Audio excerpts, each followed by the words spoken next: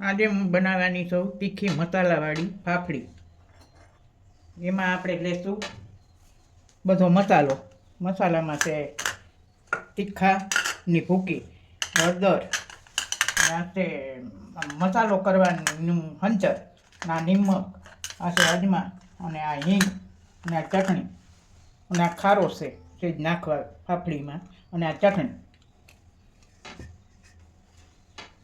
ને હવે આપણે તેલ મેળવી દીધું છે ધીમે ગેસે. અને હવે આપણે લોટ બાંધીશું ફાફડી માટે. એક વાટકી એક મેં લોટ લીધો છે ચણાનો. એમાં નાખીશું આપણે ચપટી ચટણી અડધી ચમચી નાની એવી. ત્યાર પછી નાખશું અજમા, એ આપણે હાથેથી ક્રશ કરી નાખશું.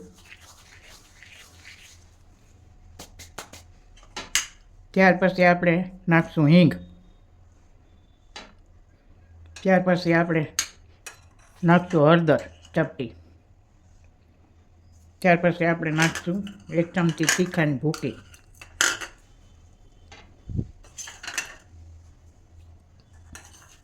ત્યાર પછી આપણે નાખશું 5 ચમચી ખારો પાપડાનો. ત્યાર પછી સ્વાદ અનુસાર નમક.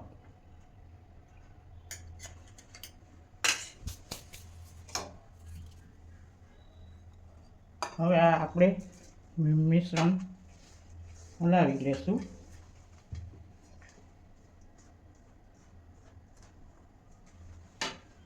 પછી નાખીશું જોતા પૂરતું પાણી.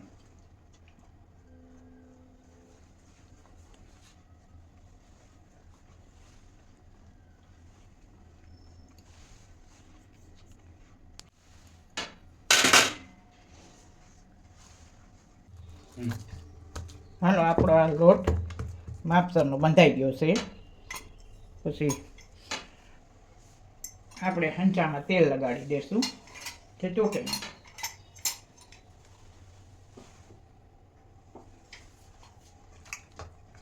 આ લોટ આપણે હંચામાં ભરી લેશું.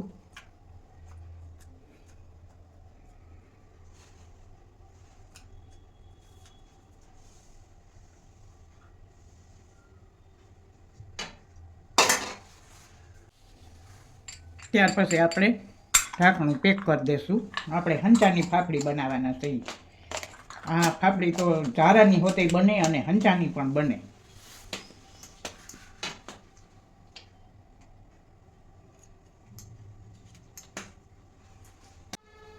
હાલો, હવે આપણે હંચામાં ભરાઈ ગયું ને તેલમાં પાડી લેશું અને આપણો ગેસ મીડિયમ રાખશું.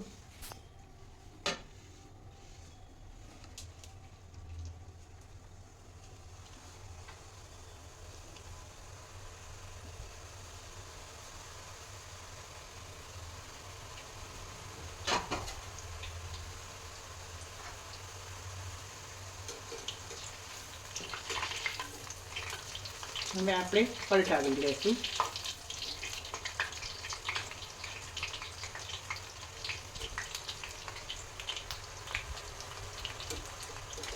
ધીમે ગેસે આપણી ફાફડી બનશે ક્રિસ્પી, સરસ કડક.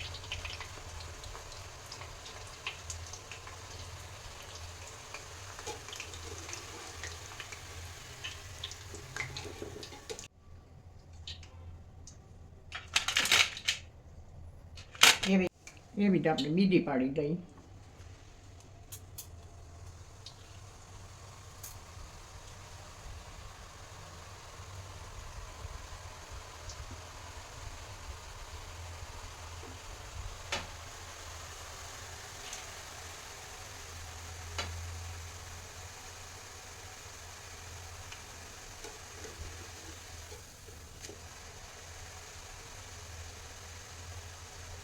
પલટાવી દીધી છે આપણે.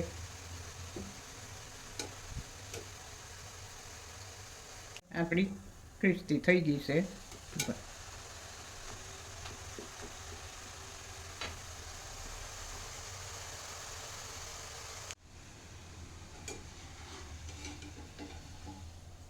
કાઢી દઈશું.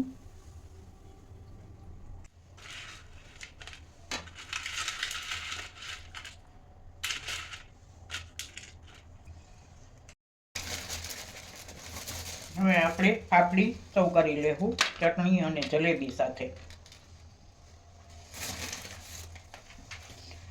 મરચાં મેળશું,